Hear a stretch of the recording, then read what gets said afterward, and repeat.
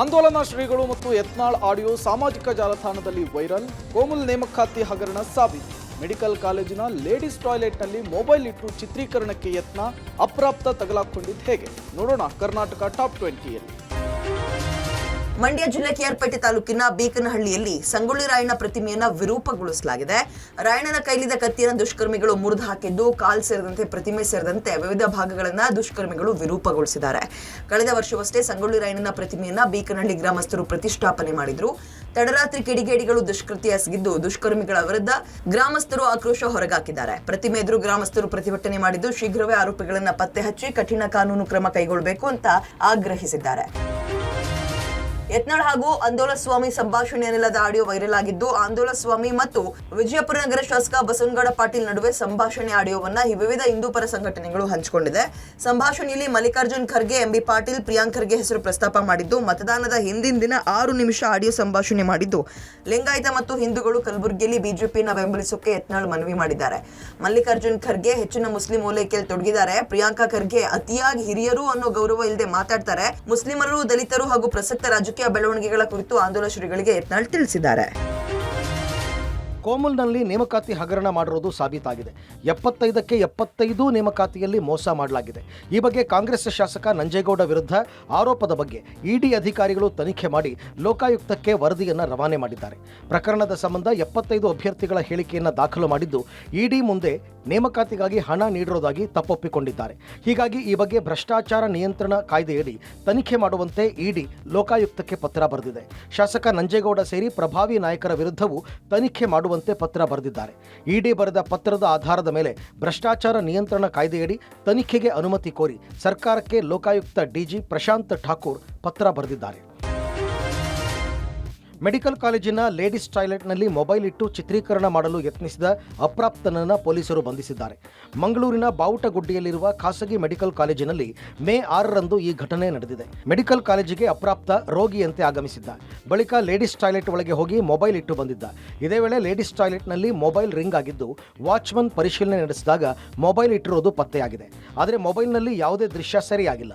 ಬಳಿಕ ಬಂದು ಪೊಲೀಸ್ ಠಾಣೆಗೆ ವಾಚ್ಮನ್ ದೂರು ನೀಡಿದ್ದು, ಕಾಲೇಜಿನ ಸಿಸಿಟಿವಿ ಪರಿಶೀಲನೆ ನಡೆಸಿದಾಗ ಪ್ರಕರಣ ಬೆಳಕಿಗೆ ಬಂದಿದೆ. ಸದ್ಯ ಪೊಲೀಸರು ಯುವಕನನ್ನು ವಶಕ್ಕೆ ಪಡೆದು ವಿಚಾರಣೆ ನಡೆಸಿದ್ದಾರೆ. ಕೋಲಾರ ಜಿಲ್ಲೆಯ ಹಲವು ಕಡೆ ಗುಡುಗು ಸಹಿತ ಮಳೆಯಾಗಿದ್ದು, ಕಳೆದ 2 ದಿನಗಳಿಂದ ಭರ್ಜರಿ ಮಳೆಯಾಗಿದೆ. ಮಧ್ಯರಾತ್ರಿ 3 ಗಂಟೆಯಿಂದ ಕೆಜಿಎಫ್, ಬಂಗಾರಪೇಟೆ, ಮಾಲೂರು ತಾಲೂಕಿನಲ್ಲಿ ಮಳೆಯಾಗಿದ್ದು, ಹಳ್ಳ ಕೊಳ್ಳಗಳು ತುಂಬಿ ಹರಿತಾ ಇದೆ. ಭಾರೀ ಮಳೆಯಿಂದ ಕೆಜಿಎಫ್ನ ಅಂಬೇಡ್ಕರ್ ನಗರ, ರಾಬರ್ಟ್ಸನ್ ಪೇಟೆಯ ತಗ್ಗು ಪ್ರದೇಶದ ಮನೆಗಳಿಗೆ ನೀರು ನುಗ್ಗಿದೆ. ಚರಂಡಿಗಳು ಹಾಗೂ ಕಾಲುವೆಗಳು ತುಂಬಿದ ಪರಿಣಾಮ ಬಡಾವಣೆ ಜಲಾವೃತವಾಗಿದ್ದು, ಜನ ಪರದಾಡ್ತಾ ಇದ್ದಾರೆ. ಮಳೆ ನೀರನ್ನು ಹೊರಗಾಕೋಕೆ ಹರಸಾಹಸ ಪಟ್ಟಿದ್ದು, ಕೆಜಿಎಫ್ ನಗರಸಭೆ ವಿರುದ್ಧ ಆಕ್ರೋಶ ವ್ಯಕ್ತಪಡಿಸಿದ್ದಾರೆ. ತುಮಕೂರು ಜಿಲ್ಲೆ ತಿಪಟೂರು ತಾಲೂಕಿನ ನಡುವಿನಕೆರೆಯ ಆಲ್ಬೂರು ಗ್ರಾಮದಲ್ಲಿ ಮಳೆಗಾಗಿ ಪ್ರಾರ್ಥನೆ ಮಾಡಿ ಕತ್ತೆಗಳ ಮದುವೆ ಮಾಡಿಸಿದ್ದಾರೆ. ಮಳೆ ಬಾರದ ಹಿನ್ನೆಲೆ ನೀರಿಗಾಗಿ ಹಾಹಾಕಾರ ಎದುರಾಗಿದ್ದು, ಕತ್ತೆಗಳನ್ನ ಮದುವೆ ಮಾಡಿದ್ರೆ ಮಳೆ ಬರುತ್ತೆ ಅನ್ನೋ ನಂಬಿಕೆ ಹಿನ್ನೆಲೆ ಕತ್ತೆಗಳನ್ನ ವಧುವರರಂತೆ ಶೃಂಗಾರ ಮಾಡಿ ಮಳೆಗಾಗಿ ಪ್ರಾರ್ಥನೆ ಮಾಡಿದ್ದಾರೆ. ಇನ್ನು ಚಾಮರಾಜನಗರ ಜಿಲ್ಲೆಯಲ್ಲಿ ತಾಪಮಾನ ಏರಿಕೆಯಾಗಿದ್ದು, ಶಾಲಾ ಕಾಲೇಜು ಮಕ್ಕಳಿಗೆ ಕೋಟು, ಟೈ ಧರಿಸುವ ನಿಯಮವನ್ನು ತಾತ್ಕಾಲಿಕ ಸಡಿಲಗೊಳಿಸುವಂತೆ ಡಿಸಿ ಶಿಲ್ಪನಾಗ್ ಸೂಚನೆ ಕೊಟ್ಟಿದ್ದಾರೆ. ಬೆಳಗಿನ ಪ್ರಾರ್ಥನೆಯನ್ನ ಹೊರಾಂಗಣದ ಬದಲು ಕೊಠಡಿಯೊಳಗೆ ನಡೆಸಬೇಕು. ಕೊಠಡಿಯಲ್ಲಿ ಫ್ಯಾನ್ ಅಳವಡಿಸಬೇಕು. ಬಿಸಿಲ ಸಮಯದಲ್ಲಿ ಮಕ್ಕಳು ಆಟದ ಮೈದಾನದಲ್ಲಿ ಹೋಗದಂತೆ ನೋಡ್ಕೋಬೇಕು ಅಂತ ಸೂಚನೆ ಕೊಟ್ಟಿದ್ದಾರೆ. ಕಳೆದ ಮಾರ್ಚ್ ಏಪ್ರಿಲ್ನಲ್ಲಿ ನಡೆದಿದ್ದ ಎಸ್ಎಲ್ಸಿ ಪರೀಕ್ಷೆಯ 1ರ ಫಲಿತಾಂಶ ನಾಳೆ ಪ್ರಕಟಗೊಳ್ಳಲಿದೆ. ಕರ್ನಾಟಕ ಶಾಲಾ ಪರೀಕ್ಷೆ ಮತ್ತು ಮೌಲ್ಯ ನಿರ್ಣಯ ಮಂಡಳಿ ಕಚೇರಿಯಲ್ಲಿ ಬೆಳಗ್ಗೆ 10:30ಕ್ಕೆ ಶಿಕ್ಷಣ ಇಲಾಖೆ ಅಧಿಕಾರಿಗಳು ಸುದ್ದಿಗೋಷ್ಠಿ ನಡೆಸಿ ಫಲಿತಾಂಶ ಪ್ರಕಟ ಮಾಡಲಿದ್ದಾರೆ. ಶಿಕ್ಷಣ ಇಲಾಖೆ ಅಧಿಕಾರಿಗಳ ಸುದ್ದಿಗೋಷ್ಠಿ ಬಳಿಕ ಇಲಾಖೆಯ ವೆಬ್ಸೈಟ್ನಲ್ಲಿ ಫಲಿತಾಂಶ ಲಭ್ಯವಾಗಲಿದೆ. ಮಾರ್ಚ್ 25ರಿಂದ ಏಪ್ರಿಲ್ 6ರವರೆಗೆ ಪರೀಕ್ಷೆಗಳು ನಡೆದಿತ್ತು. ಸುಮಾರು 8,20,000ಕ್ಕೂ ಹೆಚ್ಚು ವಿದ್ಯಾರ್ಥಿಗಳು ಪರೀಕ್ಷೆ ಬರೆದಿದ್ದು, ನಾಳೆ ಫಲಿತಾಂಶ ಲಭ್ಯವಾಗಲಿದೆ. ಹಗಲೇ ಬರ್ಬರವಾಗಿ ರೌಡಿ ಶೀಟರ್ ಹತ್ಯೆಗೈದ 9 ಜನ ಆರೋಪಿಗಳಿಗೆ ಜೀವಾವಧಿ ಶಿಕ್ಷೆ ಕೊಡಲಾಗಿದೆ. ನೆಟೋರಿಯಸ್ ರೌಡಿ ಯಾಚನಹಳ್ಳಿ ಚೇತು ಸೇರಿದಂತೆ 9 ಜನರಿಗೆ ಜೀವಾವಧಿ ಶಿಕ್ಷೆ ವಿಧಿಸಲಾಗಿದ್ದು, ಹಾಸನ ಜಿಲ್ಲೆ ಚನ್ನರಾಯಪಟ್ಟಣ ಹೆಚ್ಚುವರಿ ಅಪರ ಸತ್ರ ನ್ಯಾಯಾಲಯದಿಂದ ಮಹತ್ವದ ಆದೇಶ ಬಂದಿದೆ.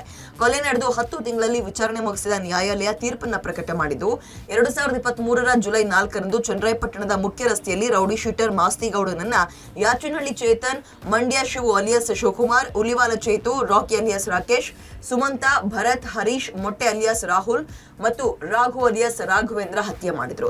ಪ್ರಕರಣ ಸಂಬಂಧ ನ್ಯಾಯಾಲಯ ತೀರ್ಪು ಪ್ರಕಟಿಸಿದ್ದು, ಪ್ರಕರಣದ ಮತ್ತಿಬ್ಬರು ಆರೋಪಿಗಳಿಗೆ ತಲಾ 2.5 ವರ್ಷ ಜೈಲು ಶಿಕ್ಷೆ ವಿಧಿಸಿದೆ. ಚನ್ನರಾಯಪಟ್ಟಣ ಭಾಗದಲ್ಲಿ ರೌಡಿ ಚಟುವಟಿಕೆ ಮಟ್ಟ ಹಾಕುವ ನಿಟ್ಟಿನಲ್ಲಿ ಪೊಲೀಸರು ಕಟ್ಟುನಿಟ್ಟಿನ ಕ್ರಮ ವಹಿಸಿದ್ದಾರೆ.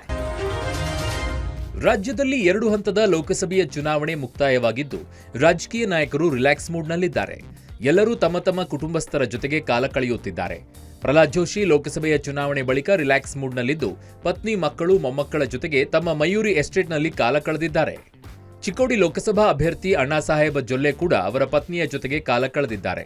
ನಿಪಾಣಿಯ ಶಾಸಕಿ ಶಶಿಕಲಾ ಜೊಲ್ಲೆ ಚುನಾವಣೆ ಹಿನ್ನೆಲೆಯಲ್ಲಿ ಕಳೆದ 45 ದಿನಗಳಿಂದ ಪ್ರಚಾರದಲ್ಲಿ ತೊಡಗಿದ್ರು.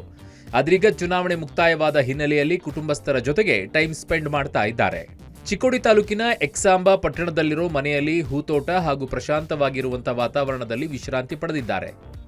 ಇನ್ನು ಕಲಬುರಗಿ ಅಭ್ಯರ್ಥಿ ಡಾಕ್ಟರ್ ಉಮೇಶ್ ಜಾಧವ್ ಕೂಡ ರಿಲ್ಯಾಕ್ಸ್ ಮೂಡ್ಗೆ ಜಾರಿದ್ರು. ಮನೆಯಲ್ಲಿ ಕುಟುಂಬಸ್ಥರ ಜೊತೆಗೆ ಕಾಲ ಕಳೆಯೋದರ ಜೊತೆಗೆ ಪ್ರೀತಿಯ ಶ್ವಾನವನ್ನ ಮುದ್ದಾಡಿದ್ದಾರೆ.